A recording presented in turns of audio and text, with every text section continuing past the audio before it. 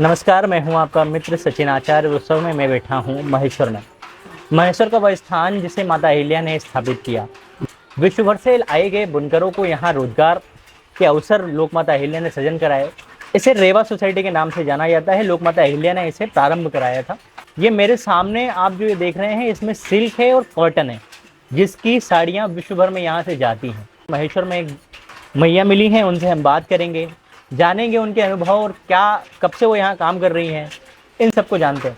क्या नाम है आपका? मेरा नाम शोभा केवट है। कब से काम कर रही हैं यहाँ पे? मैं 29 साल से काम कर रही हूँ। 29 सालों में पहले वर्ष में और आज के 2026 में क्या क्या बदलाव हुए यहाँ पे? बदलाव तो बहुत कुछ हुआ है। जो पहले घर से निकलने नहीं देते थे महिलाओं को कि भाई काम करने जाएंगे, कैसा रहेगा, अनुभव क्या रहेगा, बहुओं को निकलने नहीं देते थे।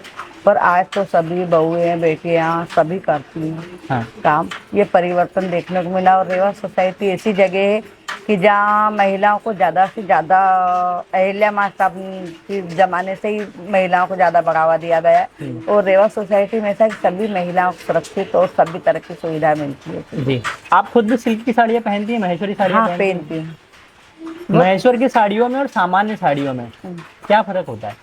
महेश्वर मतलब रेवा और रेवा से बाहर की साड़ी को बहुत ज़्यादा परिवर्तन है। यहाँ मतलब माल की क्वालिटी और बुनाई अलग मिलेगी और बुन के दिखाया जाता जब भी माल बेचा जाता। और गांव में ऐसा नहीं होता। सिल्क या कुछ जल, आप ये जैसे कॉटन सिल्क है तो इसको अगर आप जलाओगे, ये पल्ले पे अगर जलाओगे तो तार जो चिपकता है वो लाइलॉन का होता है। हाँ। आजकल मतलब माल ज़्यादा चल रहा है और बुनाई को मतलब ये खतरा ज़्यादा है कि भाई आगे चल के ना जाने क्या होगा। हाँ। कि माल जो यहाँ 4,500 से शुरुआत है, वहाँ 1000 में 1500 में कैसे मिल जाती साड़ी। अच्छा। ये परिवर्तन। एक साड़ी को बनने में कितना समय लगता है? साड़ी सिंपल साड़ी को 3 दिन लगते हैं। अगर झाले पल्ले की होती है तो उसको 8 दिन भी लगते हैं, जैसे डिजाइन के ऊपर या बुनाई के ऊपर है। अम्मा, इस पूरे तामझाम को जहाँ ये साड़ियाँ बनती हाँ, हैं, हाँ। जो ये मशीनरी है उस काल की, हाँ। जब लोक माता अहिल्या ने इसको स्थापित कराया, तो इस पूरे इसको क्या बोलते हैं, स्ट्रक्चर को? इसको पहले हाथ करधा बोलते थे। हाथ से बनाई हुई चीज, हाथ और एक करधा, और करधा और ये हाथ से बनाई हुई चीजों को मतलब हाथ करधा बोलते हैं। अब हैंडलूम बोलते हैं, ये इसको रज बोलते हैं, जिसमें ये ताना बोल लेते हैं। 50 मीटर का वार्प आता है या 100 मीटर का वार्प आता है। पहले इसमें रज भराई होती है, इसमें एक एक में एक एक तार जाता है। फिर यहाँ से चल के कंगी है, फनी इसको बोलते हैं, इसमें फनी में जाता है तार, फिर इधर लिया जाता है। ओके। हाँ। और ये डिजाइन के लिए इसको डाबी बोलते हैं। जो पूरा सेटअप उसको डाबी बोलते हैं। डाबी। और ये जो टंगी हुई है, जो खूटी बारीक बारीक बिंदियां टंगी, उसको लेटिस बोलते हैं। ओके।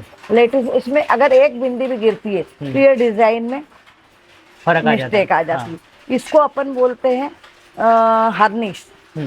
और इसमें भी एक एक तार, ये हर्निश में ये उठेगा, अगर ये पैर चलाएंगे तो ये उठेगा, ये बैठेगा, ऐसा मतलब। और इसको बोलते हैं मछली। जो ये ना नीचे बैठेगी तो डिजाइन खराब आएगी, ऊपर अगर चिपक जाएगी तो डिजाइन, तो इसको तैरते रहना जरूरी, इसलिए इसको क्या नाम दिया है, मछली।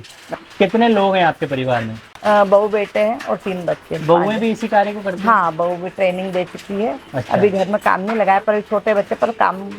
क्या घर में भी आपके ये काम होता है? हाँ, फुंदे बंदाई का काम होता है। जो ये झालर फुंदे बांधते हैं घर में, ये होता है। ये रज भरे का काम होता था, बेटा और बहू, हम बेटा और मैं करते थे, जो एक एक तार लेके अंदर करना, रज भरे का काम। महीने भर में कितनी आमदनी आपकी हो जाती है इस कार्य से?